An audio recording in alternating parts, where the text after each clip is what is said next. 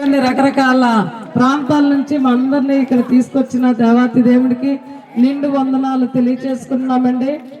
ప్రియమైన వాళ్ళారా, చూడండి, ఈ యొక్క భూమి మీద బ్రతకడానికి అనేకమైనవి ఉంటాయి, కానీ ఆత్మకి అనేది ఒక రక్షణ ఉందండి. ఆత్మ మనం చనిపోయిన తర్వాత ఆత్మ ఎక్కడికి వెళ్తుంది? అసలు ఆత్మ ఏంటి?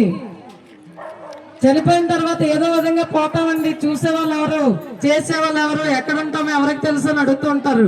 కానీ కాదండి, బ్రతికి ఉన్నప్పుడు రకరకాల వస్తువులని, రకరకాల ఇల్లులని, రకరకాల వాహనాలని కూర్చుకుంటాం. కానీ చనిపోయిన తర్వాత శరీరం మట్టిలోని తీసింది కాబట్టి మట్టి అయిపోతుంది. కానీ ఆత్మ ఉందండి, ఆత్మకి చావు లేదు. నేల మంటిని తీసి దేవాతి దేవుడు నరుణ్ణి సృష్టించి జీవ రంధ్రంలోనికి జీవాత్మనుగానే చూడండి, ఆయన ఊదగానే జీవ ఆత్మ అయిందట. ఆ జీవుడట మనలో ఊదగానే ఒక ఆత్మట మనలోనికి వచ్చిందట, మన అవయవాలు పనిచేయడానికి. ఈరోజు చూడండి, ప్రాణం ఊపిరి ఉన్నంత వరకే మనిషికి వాల్యూ అండి. మళ్ళీ శరీరానికి మట్టి పోయిందంటే, మట్టిలోకి వెళ్ళిపోయిందంటే శరీర ఆత్మ ఎక్కడికి వెళ్తుంది? దేవుడు రెండు ఇచ్చాడండి మనకి, మంచి మార్గం ఒకటి, చెడు మార్గం ఒకటి. ఆ మంచి మార్గంలో వెళ్తే మరి ఆత్మ రక్షింపబడుతుంది అని చెప్తారండి. ఆ మంచి మార్గంలోకి వెళ్ళడానికి ఇప్పుడు మనకు వచ్చిందండి. కానీ ఎవరు కూడా మంచి మార్గంలోనికి రావడానికి త్వరగా ఇష్టపడటం లేదు. హల్లెలూయా.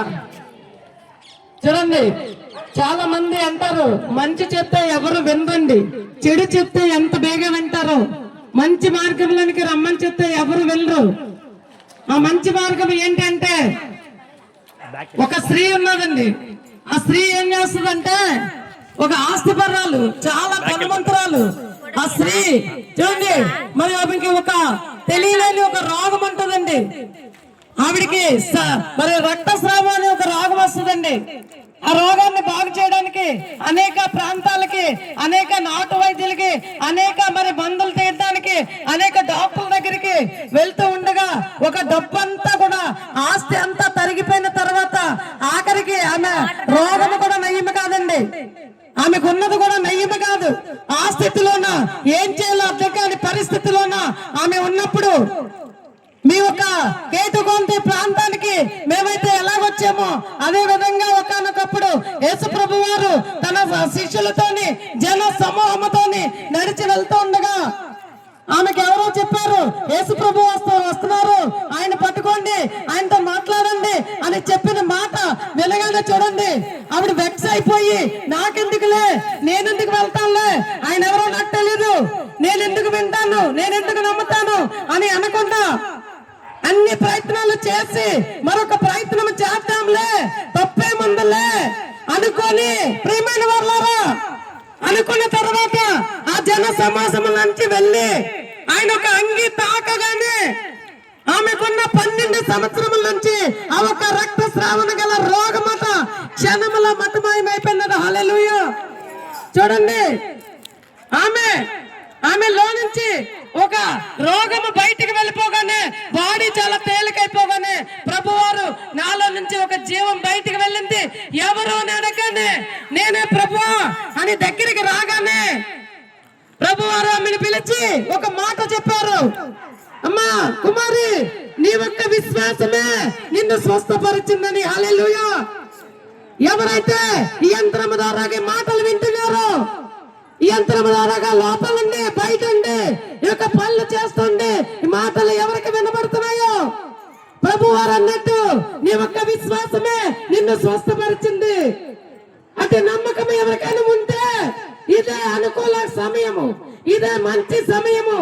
మీ మధ్యలోనికి ప్రియమైన వారలారా, నక్కజల్ల నన్నదమ్ముడా, మంచి మాటలు తీసుకొని ప్రభు బిడ్డలు చూడండి, న్యాయము వీధుల్లో, సంత వీధుల్లో కేకలు వేస్తున్నట్టు యేసు ప్రభు వారి కోసం చెప్పడానికి, దేవుడి కోసం చెప్పడానికి మేమందరం మీ మధ్యలోకి రావడానికి కారణం ఒకటే. అది ఏంటంటే, ఆ ప్రేమను మేము పొందాం, ఆ నెమ్మదిని మేము పొందాం, ఆ అనుభూతిని మేము పొందాం. అది మీరు పొందాలని, చక్కగా మీరు కూడా ఆరోగ్యంగా ఉండాలని, మీరు మనశ్శాంతితో ఉండాలని, నెమ్మదిగా ఉండాలని మీ మధ్యలోకి వచ్చి ఈ మాటలు ప్రకటిస్తున్నామండి.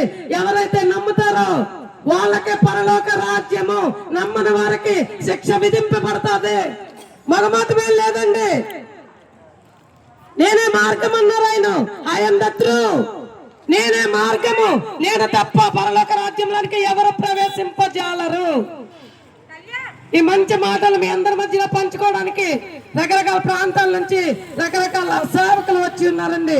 మరి ఈ మాటలు మనందరి వినికిల్లో దీవించును గాక. ఈ యొక్క ప్రాంతంలో